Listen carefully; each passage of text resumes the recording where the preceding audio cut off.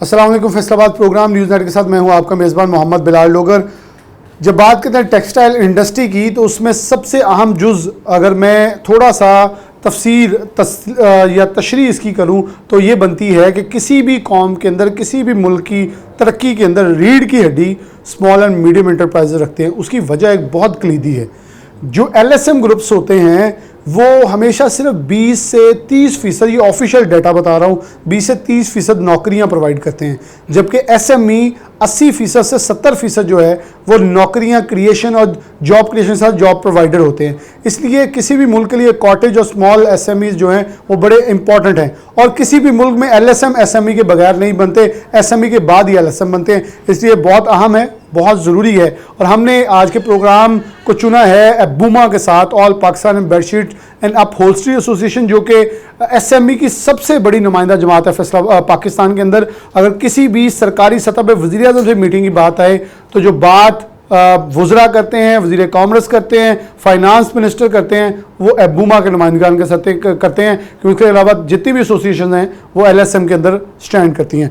इमरान मूसा मौजूद हैं, नौ मुंतखब सेंट्रल चेयरमैन एबूमा हैं। इनसे ही प्रोग्राम का आगाज़ करते हैं। बहुत सारे मसाइल हैं क्योंकि पाकिस्तान के अंदर इस वक्त सबसे बड़ा फुकदान ये है कि छोटे कारोबारी अफराद को पनपने नहीं दिया जा रहा, उसको मसला जा रहा है, जिससे पाकिस्तान के अंदर LSM पैदा नहीं होगा, LSM नहीं बनेगा, और LSM नहीं बनेगा तो फिर पाकिस्तान की मौशत तरक्की नहीं करेगी, क्योंकि यही वो SME है जिसके बाजुओं को मज़ीद ताकतवर किया जाता है तो वो बड़ा होकर फिर बड़ा बच्चा कमाऊ पुत बन के आगे बनता है। इमरान साहब बहुत शुक्रिया फर्स्ट ऑफ ऑल, एंड बहुत मुबारकबाद हो आपको इस नशिस्त के ऊपर बैठने के लिए।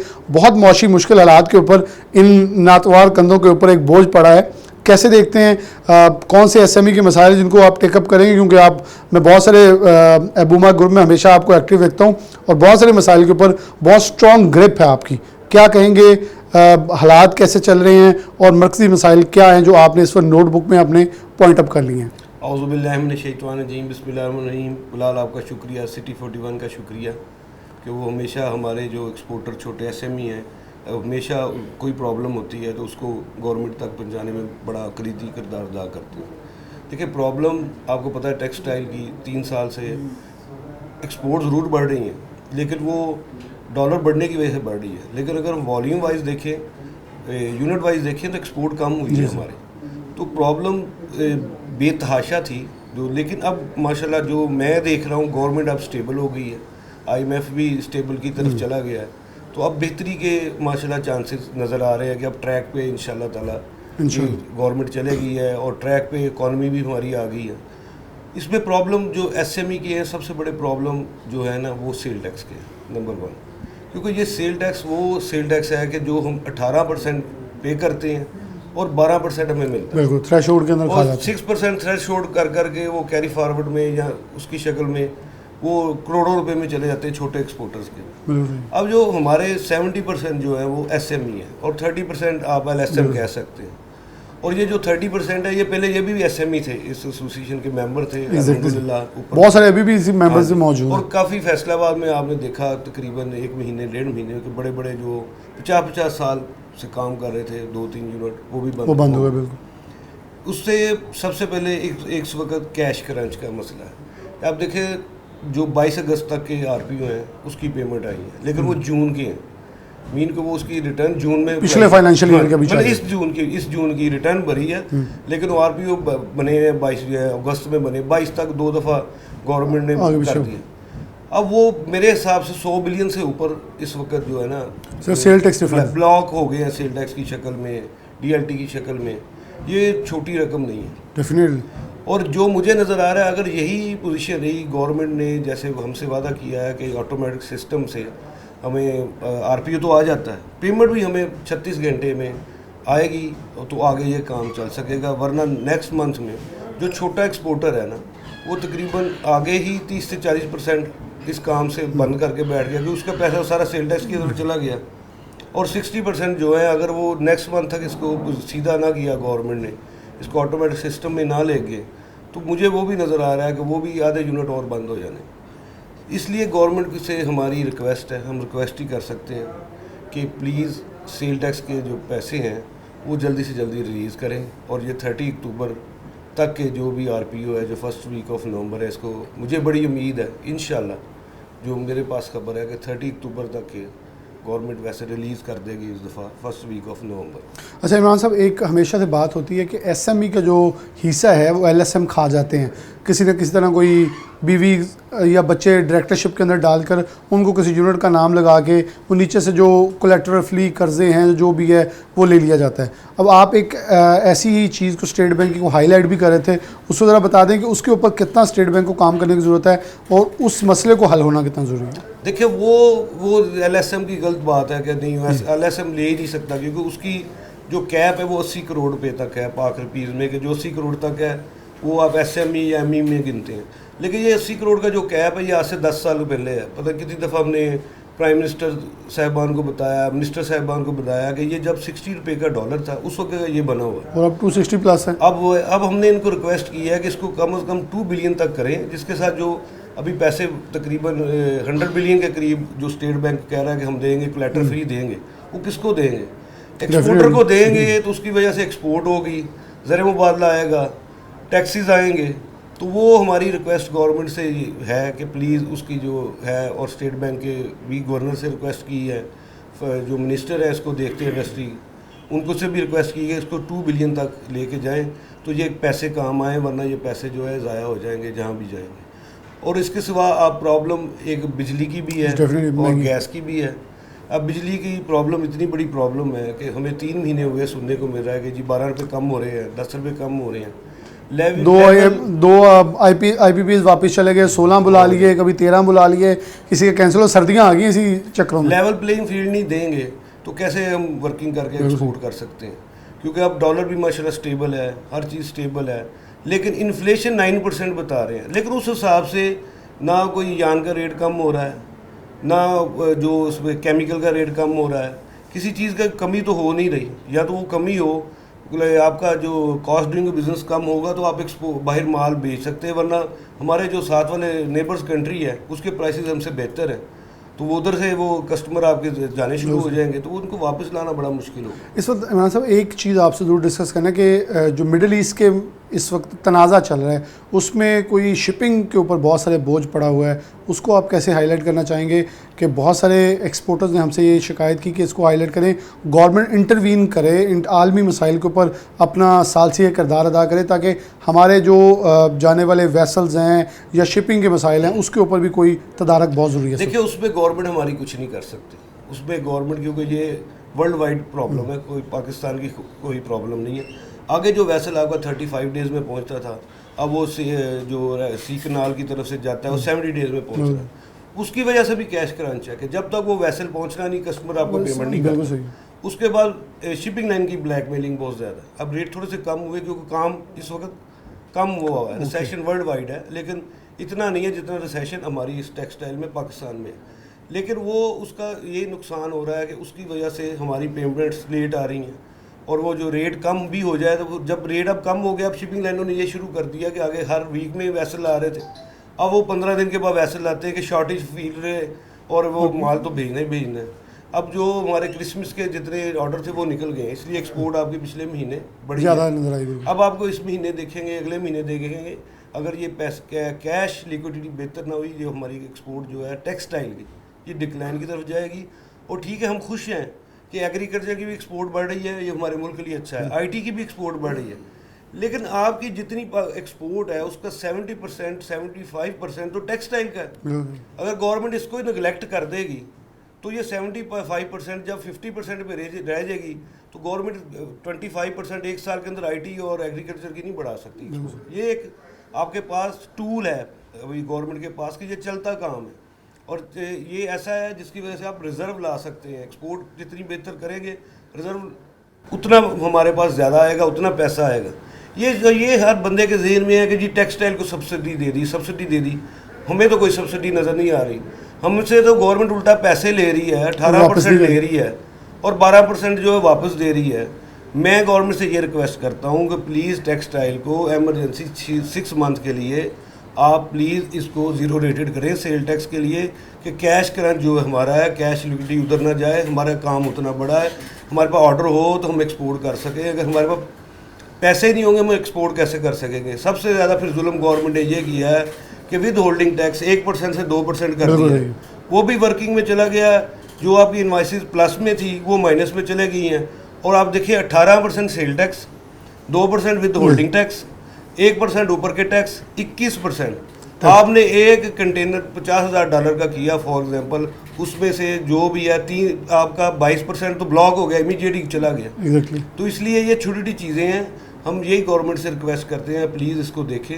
ये टेक्सटाइल एक चलता काम है, ये कमाऊ गवर्नमेंट के लिए पुत्र है जिसको कहते हैं, इसको बचाएं, अपनी टेक्सटाइल को बचाएं।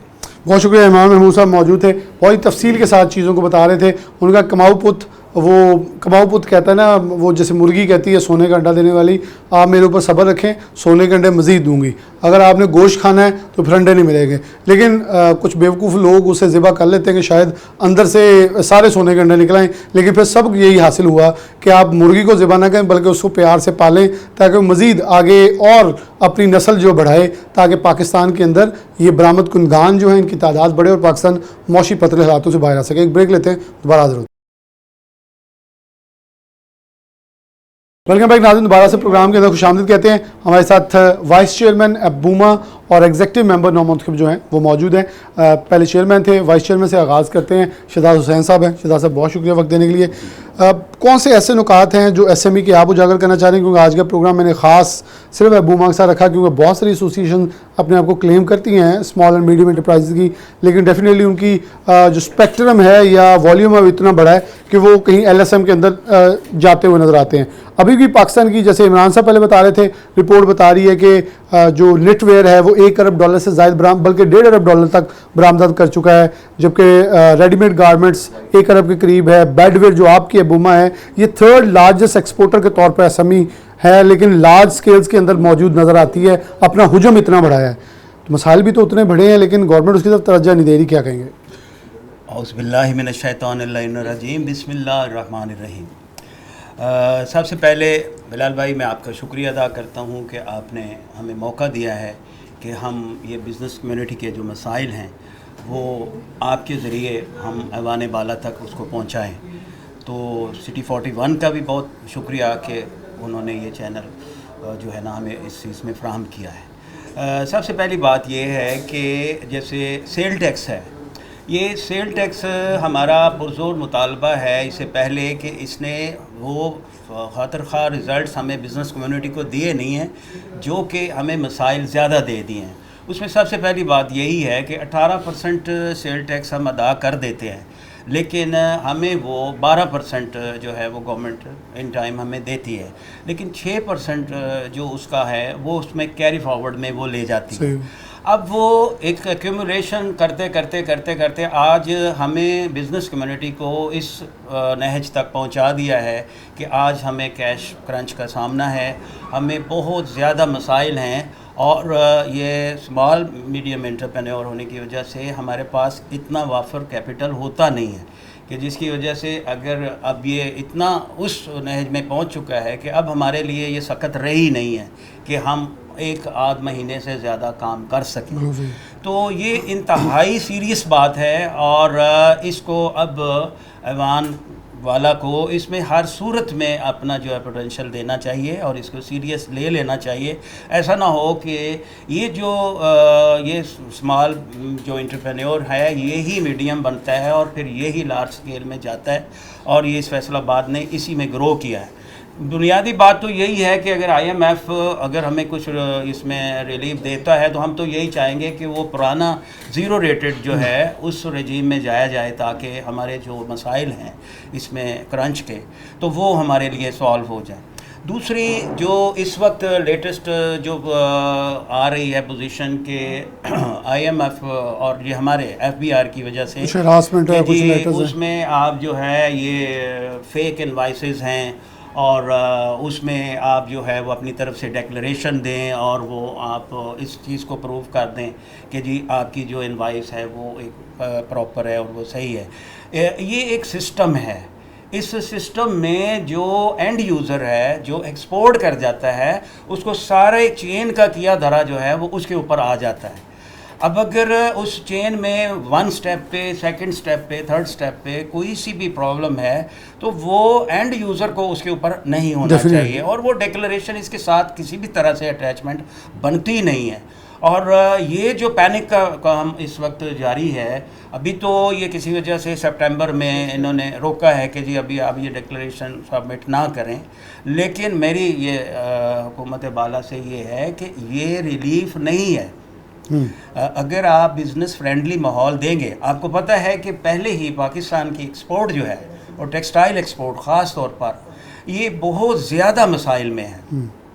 मेरे चेयरमैन साहब ने वो उन सब नुकात पे रोशनी डाली है कि हमारे पास बिजली के मसाइल हैं, हमारे पास जो है वो प्ले फील्ड जो है वो डेवलपिंग फील्ड नहीं है नहीं, और उसमें डिफरेंट जो है हर्डल्स जो है वो हमें उनका सामना है।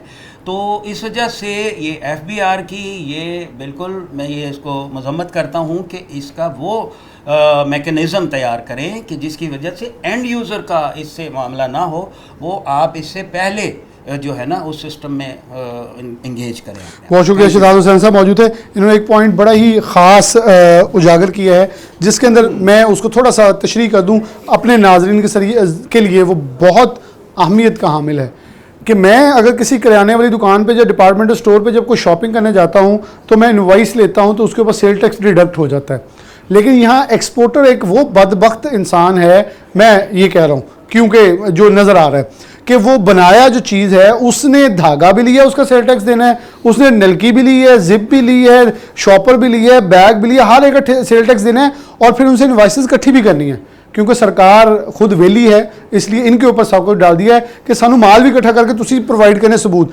इस वक्त एक्सपोर्टर इस कर्ब में इस कर्ब का शिकार है कि अब मैं अगर अपना सेल टैक्स रिफंड के लिए अप्लाई करता हूँ, कहीं को सेल टैक्स इनवाइस में हेर फेर हुई तो मेरा सेल टैक्स तो रुकना, साथ एक परवाना लव लेटर भी आएगा जुर्माने का। अब ये जो डर है ये इस वक्त तंग किए हुए है। मैं आगे बढ़ता हूँ, बड़े यंगस्टर एग्जीक्यूटिव मेंबर हैं उसामा, इनसे गुफ्तगू का आगाज़ करता हूँ।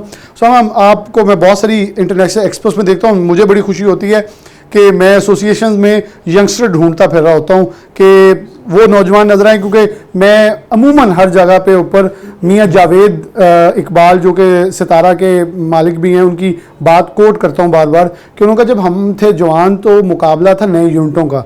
आज जो नौजवान नस्ल हमारे बेटे हैं वो यूनिट्स को बंद करके वहाँ कॉलोनी या मार्केट बनाने की कोशिश करते हैं, तो ये बहुत नेगेटिव पॉइंट है, ये मुझे बड़ा अफसोस होता है। फिर मुझे आप जैसे जब नौजवान नजर आते हैं तो दिल करता है ये सवाल पूछूं के अंदर। तो मेरी रिक्वेस्ट यही है इसमें गवर्नमेंट से कि वो एसोसिएशन को हेल्प आउट करे, वो अवेयरनेस सेशंस क्रिएट करे, गाइडेंस दे, और एट द सेम टाइम इसकी कॉस्ट बहुत ह्यूज है। तो LSMs के लिए वो इतना प्रॉब्लम नहीं होता, SMEs के लिए वो प्रॉब्लम होता है।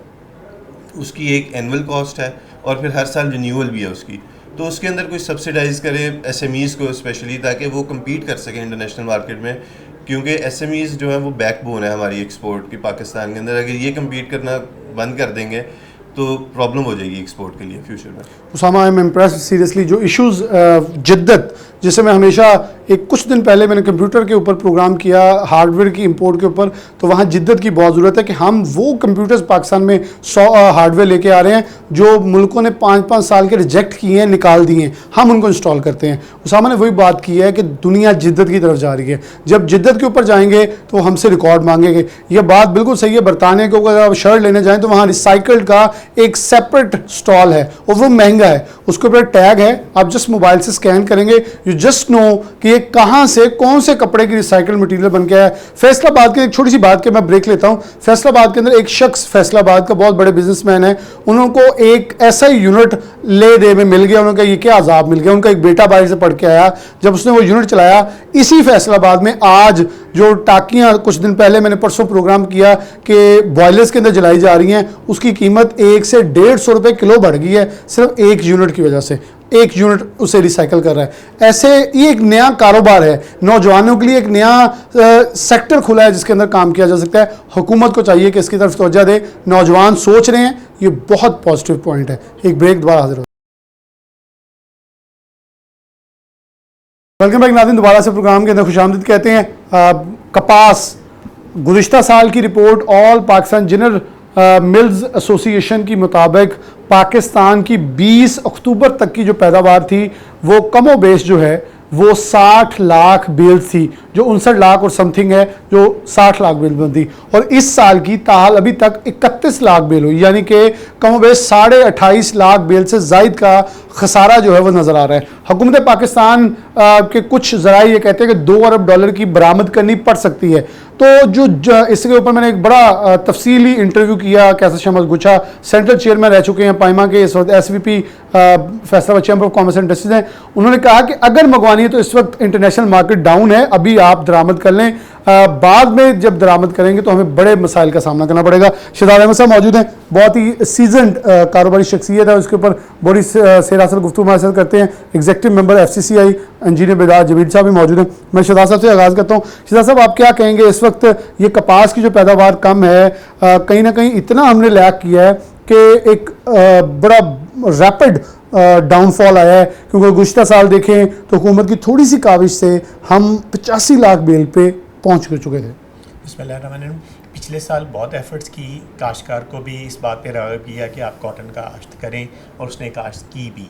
लेकिन इस साल अनफॉर्चुनेटली हमने वो एफ़र्ट्स नहीं की जो करनी चाहिए थी। उस वजह से ये एक तो रैपिड डाउनफॉल आया, दूसरा मौसम ने भी इस दफ़ा पूरा साथ नहीं दिया, दूसरा हमारी जो लॉन्ग टर्म पॉलिसी है सीड के हवाले से, कॉटन सीड के हवाले से, वो वेरी बैडली इफ़ेक्टेड है। हमने अभी तक जो लेटेस्ट वैराइटीज़ हैं, मेरा ख्याल है कि अभी भी हम या तो वो चोरी शुदा ऑस्ट्रेलिया की वो आइटम्स काश्त कर रहे हैं, वैराइटीज़ काश्त कर रहे हैं, या वो 80s वाली वैराइटीज़ अभी तक हमारे इनकलाब शिनकलाब वो लगा रहे हैं, और जो नायाब है। तो अभी तक हमने कोई latest variety cotton research institute माजरत के साथ कोई भी वैरायटी नहीं प्रोड्यूस नहीं कर सका। और की भी तो उसके ऊपर जो हमले हैं सफ़ेद सूंडी के दीगर, वो सफ़ेद सूंडी पूरी में बच्चों को याद होगी अब तो। बिल्कुल बात आपकी सही है। देखिए, जो वैरायटी नई कोई भी निकाली जाती, चाहे वो कॉटन की है, चाहे वो वीट की है, किसी भी चीज़ की है, उसकी टेस्ट ट्रायल्स सारे मुल्क में लगाए जाते हैं। वो जो जब उसको 8-10 साल का प्रोसेस होता है, जब वो देख लेते हैं कि इस पर कोई बीमारी नहीं आ रही, इसको स्प्रे की इतनी ज़रूरत है, इससे ज़्यादा नहीं, फिर वो वैरायटी अप्रूव होती। अनफॉर्चुनेटली पिछले को 20-25 सालों में हमने कॉटन की कोई भी नई वैरायटी नहीं प्रोड्यूस की जो हमारे हालात के मुताबिक हो। जो हमने ऑस्ट्रेलिया से चोरी शुदा वैरायटीज़ हम जो लगा रहे हैं माजरत के साथ, वो हमने टेस्ट नहीं की। अनफॉर्चुनेटली वो ठीक है कि वो सही रही है हमारे पास BT1 उसके बाद मिक्सिंग इतनी हो गई, कहाँ की कहाँ तक पहुँच गई है। अभी अगर हम खुद कॉटन रिसर्च पे इतना पैसा नहीं लगा सकते, नहीं लगाने रहे, तो इंटरनेशनल जो सीड एग्जामिनेशन वो है, इसी तरह की और कंपनीज हैं, उनको हम इजाज़त दे दें कि वो यहाँ पे हमारे एनवायरनमेंट के मुताबिक भी प्रोड्यूस करें और वो हमारे फार्मर्स को सेल करें। अगर आज भी हम उनको लाइसेंस देते हैं तो सीड आने में कम व बेश 8 से 10 साल लगने हैं। तो अगर हम सिर्फ शॉर्ट टर्म प्लानिंग पे बात करते हैं, ये लॉन्ग टर्म प्लानिंग जब तक हम नहीं करेंगे हम लोग आगे नहीं चल सकते। इवन अब जो हमसे कॉटन, जिनको कॉटन के प्रोडक्शन में हमसे बहुत पीछे थे, वो अब आज हमसे आगे निकल गए हैं। चाइना आगे निकल गया है, बांग्लादेश कॉटन प्रोड्यूस कर रहा है, तो हम बड़ी तेज़ी से डाउनफॉल की तरफ जा रहे हैं। अगर हमने इस पे कोई काम ना किया, आने वाले दिनों में हमारा जो वाहिद एक्सपोर्ट का ज़रिया है टेक्सटाइल, वो भी ख़त्म हो जाएगा। बहुत शुक्रिया। शहजाद अहमद साहब मौजूद थे, कॉटन के ऊपर ख़ास बात कर रहे थे। बिलाल जमील साहब इस वक्त Faisalabad chamber of commerce and industries के अंदर इंडस्ट्री की बड़ी नुमाइंदगी में से एक नुमाइंदगी मौजूद है। आप क्या कहेंगे, फैसलाबाद चैम्बर क्या कर रहा है? मसाइल सारे बता रहे हैं, इनके हल की तरफ बढ़ना होगा, और मेरे ख्याल में ऐवानों में बैठे या जो हमारे ब्यूरोक्रेट्स हैं शायद वो इससे आरी हैं या समझने से कासिर हैं कि उनको हल नहीं पता चलता, स्टेक होल्डर्स को वो मिलना नहीं चाहते। इसलिए मेरे जैसे कुछ प्रोग्राम हम इसलिए मुरतब करते हैं ताकि हल भी उन्हें बता दिया जाए। बिस्मिल्लाहिर्रहमानिर्रहीम। Thank you very much Bilal, आपने वंस अगेन मौका दिया। देखें जी, आप जिस तरह जानते हैं ऑलरेडी अबूमा के बिहाफ पे हम SME के लिए हमेशा से ही कोशिश करते रहे, लेकिन अब सूरत हाल ऐसी आ गई है कि LSM और SME दोनों एक ही मतलब ना कश्ती के सवार हो गए हैं, और वो भी बहुत ज़्यादा प्रॉब्लम में आ गया अब लार्ज स्केल मैन्युफैक्चरर भी। तो इंडिविजुअली हर एसोसिएशन अबूमा अप फ्रंट से जो है हमेशा लीड करती रही है, PHM में पिटिया, बाकी जितनी भी एसोसिएशन है, नुमाइंदा एसोसिएशन, वो सारों की अपनी जो मुतालबात हमारे तकरीबन 19-20 के फ़र्क के साथ सेम ही होते हैं, क्योंकि मसाइल सेम है सारे एक्सपोर्ट ओरिएंटेड इंडस्ट्रीज़ के। तो इस बार हमने जो है ना जी प्रेसिडेंट चेंबर और हमारी लीडरशिप की खुसूसी हिदायत पे टेक्सटाइल कौंसिल एक चेंबर में हमने बनाई है और उसको जो है मैं उसको चेयर कर रहा हूँ। तो उसमें अब हमने ये नई एक्टिविटी जनरेट करने लगे कि इंडिविजुअली तो सारी एसोसिएशंस हमेशा से कोशिश करती रहती हैं और कर रही हैं, लेकिन हम एक जॉइंट एफर्ट करें। तो उसमें जो जितनी भी फैसलाबाद में एसोसिएशंस जो कि रिनोन हैं और जो कि अपनी फ्रंट जो है लीड भी करती हैं, उन सारों के चेयरमैन्स को हमने उसमें इंक्लूड की है और इंशाल्लाह नेक्स्ट वीक हमारी जो फर्स्ट मीटिंग शेड्यूल्ड है। और अब हम एक जॉइंट एफर्ट करेंगे कि हम सारी एसोसिएशन, एक एसोसिएशन से मसला हल हो नहीं रहा है, उनकी बात नहीं सुनी जा रही है किसी भी लेवल पे, तो हम कोशिश ये करेंगे कि जॉइंटली सारी एसोसिएशंस का एक कंसोर्शियम जो हमने बना दी है टेक्सटाइल कौंसिल के नाम से चेंबर में, तो उसके अंडर जो है हम चेंबर के थ्रू जो है सारी एसोसिएशंस के मुश्तरका मुतालबात इस्लामाबाद लेके जाएं और वहाँ से जो है ऑफिशियल्स को यहाँ बुलाएं और उनको रियलाइज़ कराएं कि जो मैनचेस्टर ऑफ पाकिस्तान है, ये भी खुदा ना खास्ता मैनचेस्टर ऑफ इंग्लैंड की तरह टेक्सटाइल से जो है कहीं एग्जिट ना हो। तो उसके लिए पूरी फुल एफर्ट इंशाल्लाह हम करने लगे हैं, होपफुली कि इंशाल्लाह that will be result oriented. बहुत शुक्रिया इंजीनियर बिलाल जमील साहब मौजूद थे। बहुत उन्होंने ख़ास बात की, उन्होंने कहा एक टेक्सटाइल कौंसिल है, यकमुश्त यकजां यक ज़ुबां, जब इतफाक़ करते हैं तो बरकत तो ज़रूर पड़ती है। इसलिए उन्होंने कहा कोई एक एहतजाज करे, कोई दूसरा करे, एक पे एतराज़ करे, दूसरे पे एतराज़ करे, यकमुश्त ज़ोर मारेंगे ताकि वो जो अगर कमज़ोर दीवार है किसी के दिमाग के अंदर, उसे गिरा के मजबूत आगे अपना पॉइंट पहुंचाया जाए कि हमारा मौक़िफ़ ये है, इसको सुना जाए, इसके ऊपर इम्प्लीमेंटेशन करवाई जाए ताकि मसाइल को एक बार हल करके ये रोना धोना बंद करें और अच्छे दिनों का आगाज़ करें। एक ब्रेक, दोबारा हाज़िर होते हैं।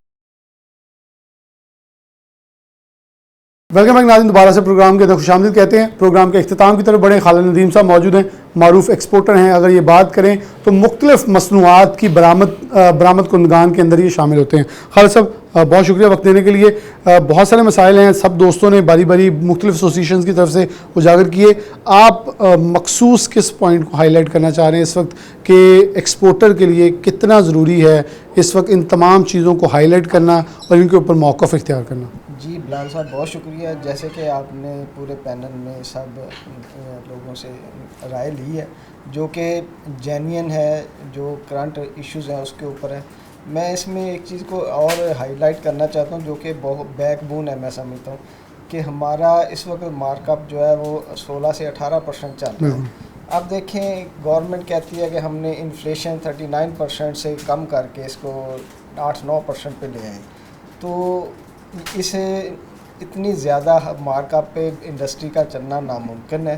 तो गवर्नमेंट को चाहिए कि इसको सिंगल डिजिट पे लेके आए, लाइक 8-9%, 7% इस पे लेके आए ताकि इकनॉमिक एक्टिविटी जनरेट हो सकें, इंडस्ट्री को जो है एक मेरे ख्याल में इसमें खालिद साहब सबसे बड़ी एग्जांपल ये 22 से जब 17.5 तक आया है तो हमने मूवमेंट ऑफ मार्केट के अंदर कोई फ्लक्चुएशन देखी है। मार्केट के अंदर लोग कह रहे हैं कारोबार कुछ रवानी का आसार नज़र आ रहे हैं। अगर ये मज़ीद नीचे आता तो डेफिनेटली ये बहुत मुस्बत होगा। जो लोग स्टॉक करके बैठे हैं कहीं ना कहीं बैंकों के अंदर, उसके ऊपर फिक्स अमाउंट्स खा रहे हैं, वो जब मार्केट में आएगा तो हर एक का पैसा रेगुलेट करेगा और सर्कुलेट करके फ़ायदा होगा। जी बिल्कुल, ये देखें गवर्नमेंट ने इसको रिड्यूस किया है। जो लोग इस पैसे को बैंकों में जमा करवा देते हैं तो वो आपको इंडस्ट्री कोई एक्टिविटी जनरेट नहीं हो रही होती, वो एक जस्ट अपना पैसा खा रहे होते। इस पैसे को ज़रूरत है इंडस्ट्री में, सोसाइटी में मूव करने की, क्योंकि ये मनी की, पैसे की एक है कि ये वेल्थ जनरेट कर, जब सर्कुलेट करता है तो वेल्थ जनरेट होती है, इससे इंडस्ट्री चलती है, हमारे बाज़ारों में लोग शॉपिंग, जीडीपी बढ़ती हुई नज़र आती है। और सबसे बड़ी बात ये कि आपकी इंडस्ट्री वो वाहद चीज़ है जो आपके लेबर को, आपके लोगों को, प्राइवेट सेक्टर जॉब क्रिएशन कर सके। तो ये गवर्नमेंट को ये लाजमी इसको लेके चलना चाहिए। इससे बहुत ज़्यादा इकोनॉमिक स्टेबिलिटी आएगी कि हमें मार्कअप को कम करना चाहिए कि जो चीज़ों को, इंडस्ट्री को आगे मूव कर सके। बहुत शुक्रिया खालिद नदीम साहब ने बहुत अहम नुक्ता उठाया। इसी नुक्ते से जब हम आगे बढ़ेंगे तो एक जुमला आता है इंडस्ट्रियलाइजेशन का। मैं एक ही फ़िक्रे के बाद हमारे साथ साबिक सेंट्रल चेयरमैन बूमा मौजूद हैं, मारूफ एक्सपोर्टर और बिजनेसमैन हैं आरिफ साहब, हमेशा बड़े सेहरा से गुफ्तगू करते हैं। एक हमारे पास पंजाबी में थोड़ा सा ह्यूमरस होकर कहना कहूँ, एक जिन है जिसका नाम है फेडमिक, जिसे हम कहते हैं एशिया की सबसे बड़ी इंडस्ट्री, जो इंडस्ट्रियल जोन है हमारे पास है, पिछले 1.5 साल से एक मरला नहीं बिका।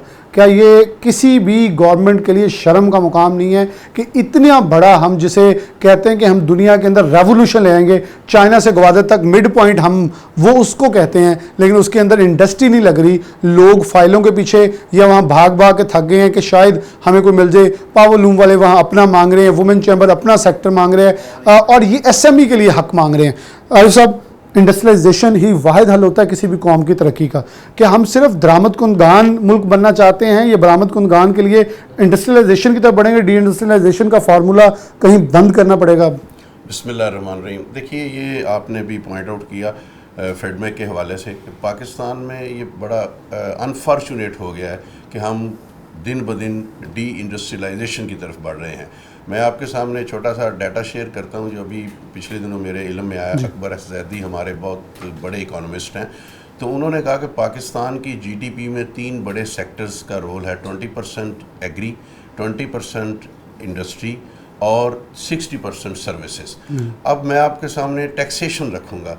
20% GDP जो एग्री है वो 1% टैक्स में कंट्रीब्यूट कर रहा है, और जो इस वक्त 20% इंडस्ट्री का GDP है वो 70% टैक्सेस दे रहे हैं, और जो 60% GDP में कंट्रीब्यूट कर रहे हैं सर्विसेज हमारी, वो कितनी बड़ी वहाँ ग्रे मार्केटिंग, ग्रे इकोनॉमी है कि वो 29% कंट्रीब्यूट कर रहे हैं। तो आपका वो सेक्टर कि जो 70% ऑफ ऑल टैक्सेस में रेवेन्यू में आपको कंट्रीब्यूट कर रहा है, यानी कि इंडस्ट्रियल सेक्टर, उसमें नो डाउट कि बहुत बड़ी बड़ी इंडस्ट्रियाँ, steel, sugar, tobacco, machinery, automotive और दीगर IT इंडस्ट्री सब आ जाती हैं। लेकिन मेरा चूँकि रिलेशन, मेरा ताल्लुक टेक्सटाइल इंडस्ट्री से है, अकेली टेक्सटाइल इंडस्ट्री 8.5% जो है वो GDP की कंट्रीब्यूटर है। तो जब टेक्सटाइल इंडस्ट्री इतनी बड़ी इंडस्ट्री है, इसका दूसरा मैं एक और आपके सामने ये भी पहलू रखूं कि जो दीगर इंडस्ट्रीज़ हैं वो सारी वो इंडस्ट्रीज़ हैं जो ह्यूज है, जो LSM से भी आगे की बात है, मेगा इंडस्ट्रीज़ हैं। सिर्फ टेक्सटाइल वो इंडस्ट्री है कि जो आप 4 मशीनों से भी शुरू कर सकते हैं और आप इंडस्ट्रियलिस्ट बन सकते हैं।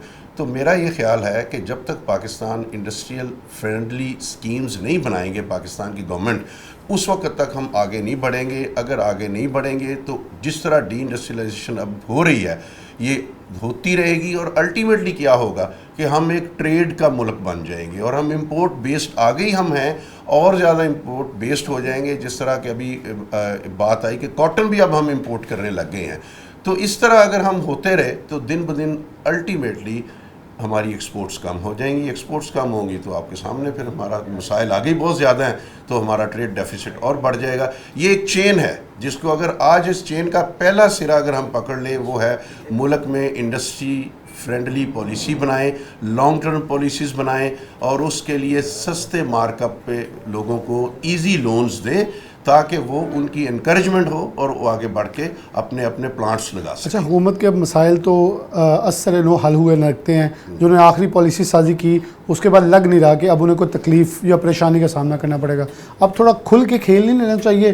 काफ़ी अरसा हो गया है कि महदूद रह के मसाइल के ऊपर अपोजिशन का एतराज़ करते हुए कि हम महदूद हैं। अब तो ज़रा जब 2/3 भी मिली है, खुल के मिली है, तो अब ओपन एंडेड से खेलें और कोई फैसिलिटेशन करें। जी बिल्कुल ठीक। मैं इसमें ये समझता हूँ कि गवर्नमेंट ऑफ पाकिस्तान जो है इस वक्त अपने राइट पेस पे है, और वो करना भी चाह रहे हैं, लेकिन इसमें अब हमारी मिनिस्ट्रीज़ को एक्टिवेट होना पड़ेगा, जिसमें मेनली जो हमारी मिनिस्ट्री कॉमर्स है, मैं समझता हूँ with due respect ministry commerce अपना बहुत अच्छा रोल इस वक्त प्ले नहीं कर रही, और ख़ास तौर पे जो उनका टेक्सटाइल डिवीज़न है वो बिल्कुल फारिग है।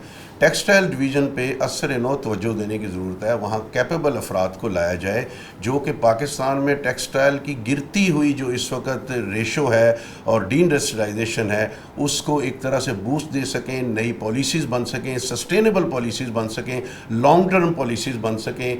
हम लोग इसमें गाइडेंस चाहते हैं। इसमें गाइडेंस ऑफ कोर्स मिनिस्ट्रीज़ ने करनी होती है। तो मिनिस्ट्री में मैं समझता हूँ कि ये बात जो है मिनिस्ट्री ऑफ कॉमर्स को असर नो अपनी रीस्ट्रक्चरिंग करनी चाहिए, और जो हमारे स्ट्रक्चरल फॉल्ट्स हैं उनको दूर करके एक नए सिरे से, नए अज़म के साथ एक नए पाकिस्तान की बुनियाद रखनी चाहिए। बहुत शुक्रिया आरिफ हसन मलिक साहब ने क्लोजिंग पॉइंट बड़ा खूबसूरत कहा कि जो हो गया उसे भूल जाएं। हमें यही नज़र आ रहा है, पूरी असम्बली के अंदर बात सुनने में आ रही है, जो हो गया वो ख़त्म हुआ। अब ख़त्म शुद्ध को छोड़ें और आगे देखें। तो आगे मेरे ख्याल में ये देखना होगा कि हमने करना क्या, टारगेट्स रखें और आगे इतना बढ़ें कि हमें पाकिस्तान के तमाम मौशी परेशानी और दीगर मसाइल पीछे हटते नजर आएँ। उन्होंने आइडेंटिफिकेशन किया, right person on the right place कर दें, आपके अदारे, आपकी इंडस्ट्री के अंदर कैपेसिटी मौजूद है कि आगे ग्रो कर सके। इसी प्रोग्राम और इसी बात के साथ मुझे इजाज़त दीजिए। अल्लाह हाफ़िज़।